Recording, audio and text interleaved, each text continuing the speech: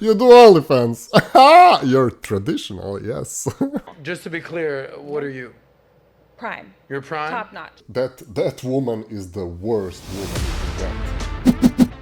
Hi and welcome back to The Monocle. Today I plan on covering a little bit of double standards in dating and why it is extremely dangerous to have standards as a man in today's dating scene. Think about your preferences a little bit, and would you think it is safe for you to express them in society today without feeling that you'll be attacked for having them?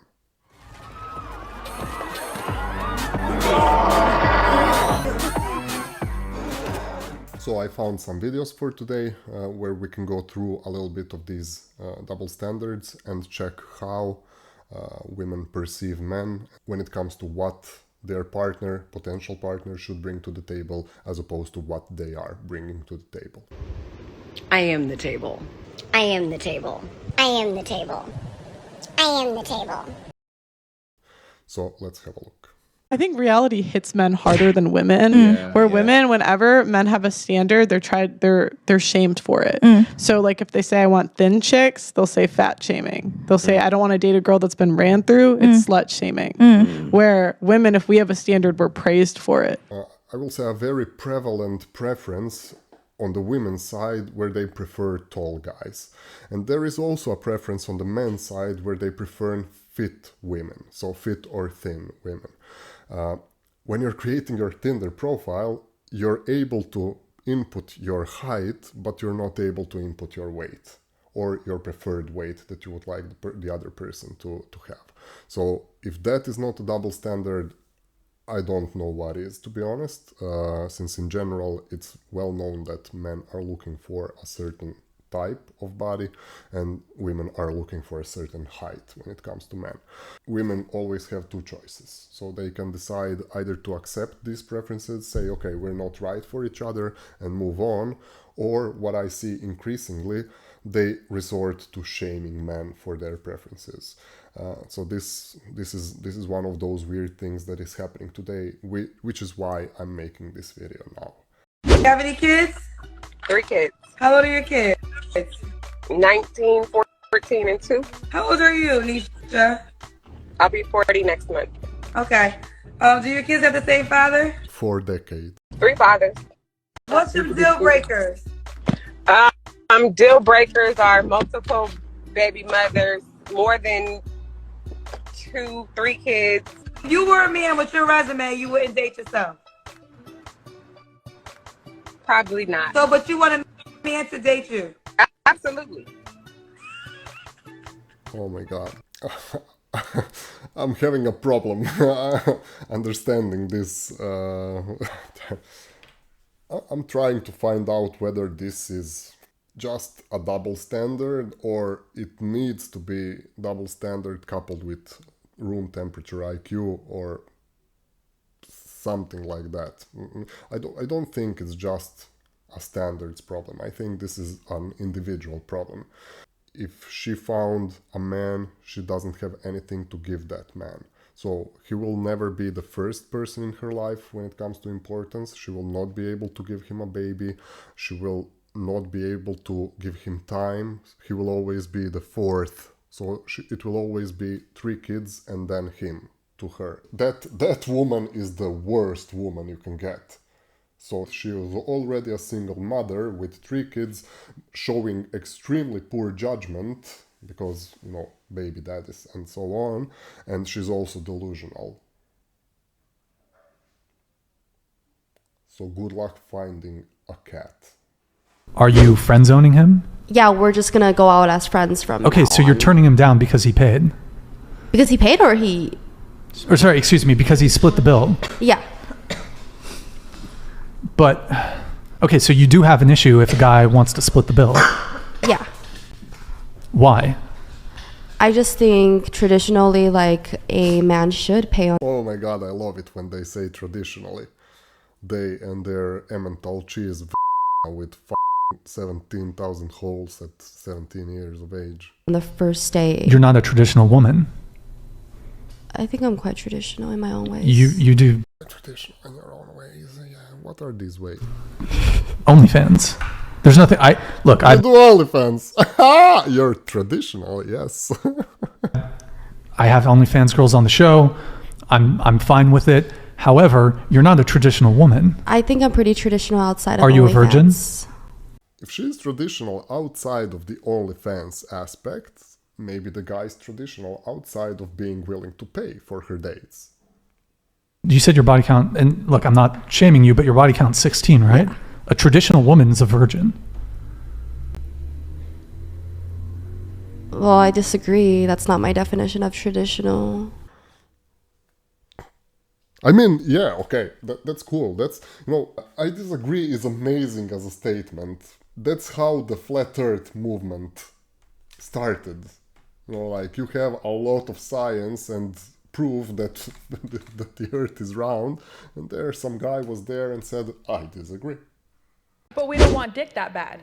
He wants pussy that bad. I can get myself complain about it better than he ever could. So you hear that? Why McQueen? in the hell would I? Yeah. You hear what she said? She said, I want pussy that bad. She's not lying. She's not lying. I do like So pussy. you can't complain about it. And you get prime pussy or you get easy pussy. And now there's levels to this in every game. It's And just levels to like pussy. business in general. Just to be clear, what are you? Prime. You're prime? Top notch. What makes you prime, top notch, Wu-Tang? I mean, I have everything that you could possibly ask for as far as brains, beauty, ambition. I would build my man up to be everything he wants to be in this world. I'm the best investment he would ever make in his life. I like bosses. I like millionaires. I like someone who's going to mentor me, teach me, and invest in me, and get me to my highest level as well. So, okay, so this is not even a double standard, this is just a dumb ass. I will build my man up, she says. And then she says, I want a billionaire that's already done with the building up, and that she essentially wants a man to build her up. So that's what I'm hearing. And how young are you? 28. 28. And what age do you want to get married? I don't necessarily have a time restraint on myself. I feel like God's gonna, make me cross paths with my future husband when that time is right. So you comfortable? I probably have about another 10 million in real estate that I need to develop before that, so that I can reach the caliber of man that I want to be my future husband. Got it. And how convinced are you that a man is attracted to a girl with ambition, brains, $10 million in real estate, or just being nice and sweet? What do you think a man is most interested in, especially the man that you're looking for who's worth millions of dollars? Does he want an ambitious boss babe or a nice, compliant, beautiful girl that doesn't give him headaches? What do you think most men like that would prefer? I'm not looking for what most men or most women are looking like. Well, you should be, because you want that kind of guy, so you should be. What do you mean? I'm looking for like that 1 in a million where you're looking at like Grant and Elaine Cardone. Every woman that comes to this sort of podcasts always has a checklist that's pretty much has about 460 checkboxes, and if you don't, tick them all, we don't have anything to talk about.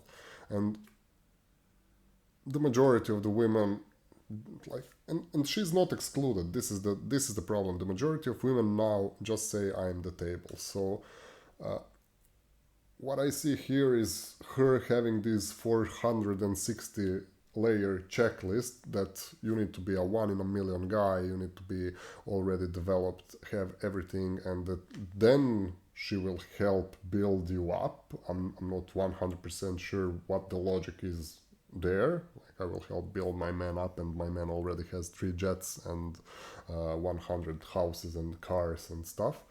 I don't know what's there to build anymore. But yeah, she just said, what she said here is, I am the table. I mean, I have everything that you could possibly ask for as far as brains, beauty, ambition. A very complex and delusional table. I'm the best investment he would ever make in his life. Who is better at self-improvement, men or women? Self-improvement, definitely women. Okay, rate yourself on a scale of 1 to 10. Hands across the board. 10, oh, period.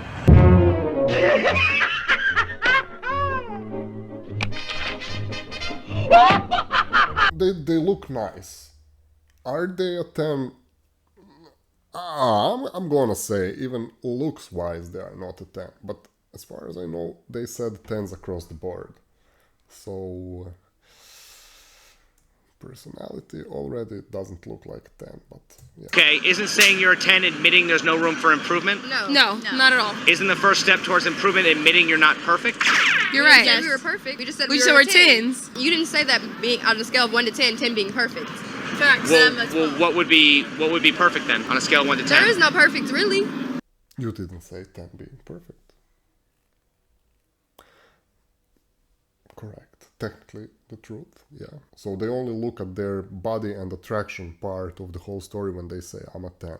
Here, he didn't necessarily even ask, you know what, and she already jumped and said 10s across the board, meaning she literally doesn't have anything to improve. Yeah. And this, yeah, it's true. That's like a legit huge double standard. And I think the problem is that it's double standard and delusion coupled together. So this is, when you have those two, you have this exactly as a result. If you're heterosexual and you're a man and you said you wouldn't date a trans woman because it's a preference, that's just transphobia, period. The majority of the time, our preferences are rooted in something problematic. It could be trauma, racism, transphobia, the list goes on. Men have been called racist, fatphobic, slut shamers, transphobic, homophobic, whatever. Even though this is something that happens more often than not, my message to you is, these are your preferences. Don't let anybody else tell you what you should feel. So never feel bad for having a preference. When we're talking about these standards, you will never hear a man saying to a woman, are you dumb, are you incapable, are you like weak, if she's looking for a stronger, more capable, more successful man. Even though that would be a perfectly legit stance to have. But if a man expresses any sort of preference, being, you know, whether she should wax, whether she should be fit, whether she should be compliant and feminine and so on, it's always like, oh my god, what are you? Like, there is always this shaming aspect that's only coming from that one, the female side of the story. So as far as I know, men have never shamed women's preferences. And they are perfectly fine and accepted in society. But men's preferences are being shunned, shamed, and guilt-tripped into oblivion.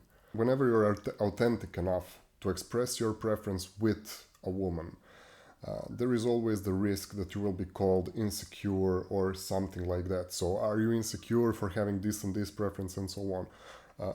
No, that just means having boundaries, standards and preferences and sticking by them. If you have a problem with me not liking people, you're free to piss off. Like, that's it. Just go away. So thanks for listening to my take on these things. Don't forget to leave some comments and share some of your experiences with us.